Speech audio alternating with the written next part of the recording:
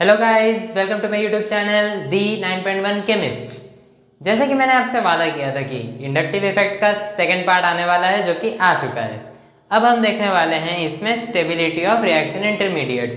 Reaction intermediates वो होते हैं जब रिएक्शन के दौरान बीच में या तो कार्बोकैटायन बनता है या कार्बो एनायन बनता है। कार्बोकैटायन वो होता है जिसमें पॉजिटिव चार्ज होता है, जो कि हम अभी डिस्कस करने वाले हैं। कार्ब एनायन इसके बाद हम लोग डिस्कस करने वाले हैं कि कार्बन एनायन जिसमें नेगेटिव चार्ज होता है। तो कार्बोकैटायन की सबसे बड़ी खासियत है कि ये इलेक्ट्रॉन डेफिशिएंट है, मतलब इसके पास इलेक्ट्रॉन की कमी है।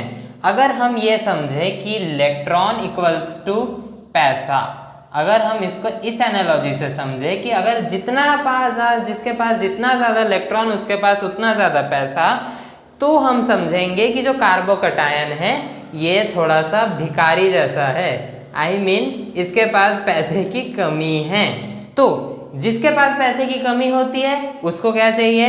एक अमीर दोस्त जो उसकी मदद कर सके। तो जो प्लस आई ग्रुप्स है, जैसे कि हमने फर्स्ट पार्ट ऑफ वीडियो में डिस्कस किया था, प्लस आई ग्रुप्स जो कि डोनर्स होते हैं इलेक्ट्रॉन के, वो कार्बोकैटायन की स्टेबिलिटी को बढ़ाते हैं। और दूसरी तरफ माइनस आई ग्रुप्स को आप ऐसे समझिए, आपका वो दोस्त जो हर वीकेंड में आपसे कॉल करके पूछता है, भाई पैसा मिलेगा?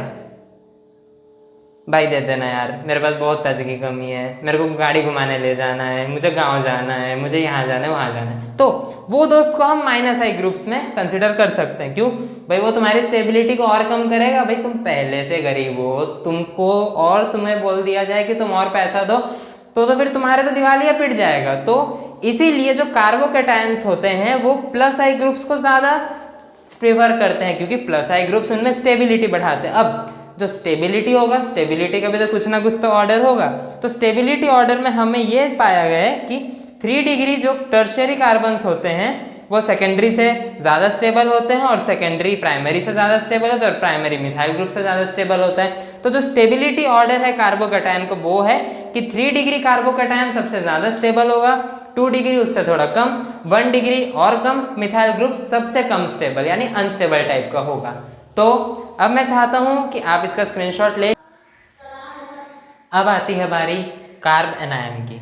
कार्ब एनायन वो होते हैं जिनके पास बहुत ज़्यादा इलेक्ट्रॉन होता है, मीन्स वो इलेक्ट्रॉन रिच होते हैं, लेकिन उनके पास टेंशन ज़्यादा होता है। अब आप इसको ऐसे समझिए, कोई एक बहुत अमीर व्यक्ति है जिसके पास अत्था पैसा है, और जिसके पास अत्था पैसा है उसके पास अत्था टेंशन भी है कि कब इनकम टैक्स की रेट बढ़ जाए। तो वैसे लोग क्या करेंगे? वैसे लोग वो लोगों को खोजेंगे जो उनके पैसे को थोड़ा कम कर सके। तो वो अपने दोस्तों यारों को खोजेंगे, यार थोड़ा सा पैसा ले दे, तू वहाँ छुपा दे, तू वहाँ छुपा दे। तो वैसे ग्रुप्स को हम कहेंगे कार्बनायन। तो उन्हें वैसे लोग चाहिए जो पैसा मांगते रहते हैं, जैसे कि वो दोस्त जिसका मैंने एग्जांपल दिया था, जो पूछता है ना कि मुझे हर वीकेंड में भाई मुझे यहाँ जाना है, मुझे वहाँ जाना है, तेरे पास पैसा है तो दे दे। तो वैसे दोस्त कार्बनायंस की बहुत मदद करते हैं, वो उसकी स्टेबिलिटी को भी बढ़ा देते हैं। तो स्टेबिलिटी का जो ऑर्डर रहेगा कार्ब एनायंस में, वो सबसे ज़्यादा स्टेबल मिथाइल ग्रुप रहेगा। इसके बाद 1 डिग्री, फिर 2 डिग्री, फिर 3 डिग्री कार्बोकैटायंस। तो जब हम देखेंगे मिथाइल कार्बोकैटायन है वो सबसे ज़्यादा स्टेबिलिटी शो करेगा, और सबसे कम stability tertiary carbocation anion show करने वाला है। तो अभी हम देख सकते हैं कि मैंने कार्बोकैटायन और कार्ब एनायन ये दोनों का मैंने स्ट्रक्चर ड्रॉ किया है। आप ये स्ट्रक्चर को आप एग्जाम्स में भी ड्रॉ कर सकते हैं। तो चलिए हम यहाँ पे देखते हैं कि यहाँ पे कार्बन के पास 3 इलेक्ट्रॉन्स है और 3 हाइड्रोजन ने उसको दिए हैं, लेकिन उसके पास क्या हुआ कि एक पॉजिटिव चार्ज भी आ चुका है। ये रिएक्शन इंटरमीडिएट्स होते हैं। तो जैसे इसके पास पॉजिटिव चार्ज आया तो ये कार्बोकैटायन बन गया। और दूसरी तरफ अगर हम देखें, कार्बन आयन में ज़्यादा इलेक्ट्रॉन है, एक्सेस में इलेक्ट्रॉन है, क्योंकि 1 2 3 4, कार्बन के पास तो 4 इलेक्ट्रॉन्स होने चाहिए, लेकिन यहाँ तो 5 इलेक्ट्रॉन्स है, क्योंकि यहाँ पे 1 इलेक्ट्रॉन कार्बन का है, ये दूसरा कार्बन का इलेक्ट्रॉन, तीसरा कार्बन का इलेक्ट्रॉन, ये चौथा और 5वां कार्बन का इलेक्ट्रॉन है। तो ज़्यादा कार्बन के इलेक्ट्रॉन्स हो गए, और यहाँ पे तो कार्बन के इलेक्ट्रॉन्स कम है, 1 इलेक्ट्रॉन, 2 इलेक्ट्रॉन, 3 इलेक्ट्रॉन। तो इस केस में कार्बो एनायन फॉर्म हुआ। कार्ब एनायन का मतलब नेगेटिव चार्ज इसमें फॉर्म हुआ। तो जैसे ही आपसे ये स्ट्रक्चर पूछा जाए कि स्ट्रक्चर ड्रॉ करके दिखाओ, तो आप ये दोनों सिंपल सा स्ट्रक्चर आप ड्रॉ करके एग्जाम में दिखा सकते हैं। मैं चाहता हूं आप इसका स्क्रीनशॉट ले लीजिए। दोस्तों अब हम बात करने वाले हैं एसिडिक स्ट्रेंथ की। एसिडिक स्ट्रेंथ में हमें ये पता है कि acid has tendency to release H+ ions, मतलब एसिड किसी भी सोल्यूशन में H+ आयंस को बहुत जल्दी रिलीज कर देते हैं चुटकी बजाते। तो फॉर्मूला हम इसका ये देख सकते हैं कि जो एसिडिक स्ट्रेंथ होता है जब उसके साथ -I ग्रुप जुड़ा हुआ रहता है उस समय एसिडिक स्ट्रेंथ बढ़ जाती है किसी भी चीज़ की, और एसिडिक स्ट्रेंथ तब कम हो जाती है जब उसके साथ +I ग्रुप जुड़ा हुआ रहता है। जैसे -I और +I ग्रुप्स का तो हमने पहले ही डिस्कस किया है, तो उससे एसिडिक स्ट्रेंथ को भी बहुत फर्क पड़ता है। तो एसिडिक स्ट्रेंथ को हम ऐसे समझ सकते हैं कि -I ग्रुप जो है जब वो OH बॉन्ड के साथ जुड़ा हुआ है तो वो क्या करता है, OH बॉन्ड से इलेक्ट्रॉन खींच लेता है, जिस वजह से क्या होता है कि ऑक्सीजन पर पॉजिटिव चार्ज पड़ जाता है, और जब ऑक्सीजन पर पॉजिटिव चार्ज पड़ जाता है तब जो H+ आयंस है वो वहाँ से निकल जाता है। और इस वजह से अब हम कंपैरिजन पे भी देख सकते हैं कि कंपैरिजन में हम देख रहे हैं जब CH2COOH के साथ क्लोरीन ग्रुप जुड़ा हुआ है तो तब उसकी एसिडिक स्ट्रेंथ सबसे ज़्यादा है, और जब क्लोरीन ग्रुप जुड़ा हुआ है तब उससे थोड़ी कम हो गई, और जब कार्बोक्सिलिक एसिड है उसमें और एसिडिक स्ट्रेंथ कम हो चुकी है। तो हमने कंपैरिजन में भी देखा है कि एसिडिक स्ट्रेंथ किस तरह से वेरी कर रही है जैसे जैसे एलिमेंट्स जो एटम्स जुड़े हुए हैं वो अलग हो रहे हैं, क्योंकि देखो कंपाउंड तो सेम है, CH2COOH जो है ये तो इसमें भी सेम है, CH2COOH ये तो इसमें भी सेम है, लेकिन एसिडिक स्ट्रेंथ किस वजह से वेरी किया है, इसके साथ जब फ्लोरीन जुड़ा है तो एसिडिक स्ट्रेंथ ज़्यादा है, इसके साथ जब क्लोरीन जुड़ा है तो एसिडिक स्ट्रेंथ थोड़ा कम हुआ है, और जब कुछ भी चीज़ नहीं जुड़ा हुआ है तो एसिडिक स्ट्रेंथ सबसे कम हुआ है। तो अब मैं चाहता हूँ कि आप इसका स्क्रीनशॉट ले लीजिए ताकि हम आगे बढ़ सकें। तो दोस्तों अब हम आ चुके हैं बेसिक स्ट्रेंथ पे।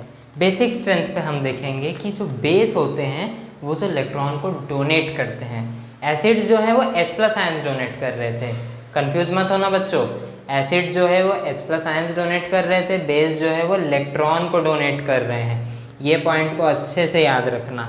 और जो फॉर्मूला है इसका कि जब बेसिक स्ट्रेंथ बढ़ता है तो I+ ग्रुप के आने पे बेसिक स्ट्रेंथ बढ़ जाता है, लेकिन जब -I ग्रुप अटैच होता है तब बेसिक स्ट्रेंथ हमारा कम हो जाता है। इसमें पहले केस में बेसिक स्ट्रेंथ बढ़ रहा है, दूसरे केस में बेसिक स्ट्रेंथ कम हो रहा है। और अगर हम कंपैरिजन की बात करें तो इसमें हम देख सकते हैं कि जो मिथाइल ग्रुप है वो इलेक्ट्रॉन डेंसिटी को बढ़ा दे रहा है, इस वजह से अमोनिया से ज़्यादा इलेक्ट्रॉन डेंसिटी इसमें है। मिथाइल ग्रुप जब NH2 के साथ अटैच्ड है तो उस वजह से इसका बेसिक स्ट्रेंथ ज़्यादा हुआ और इसका बेसिक स्ट्रेंथ कम हुआ।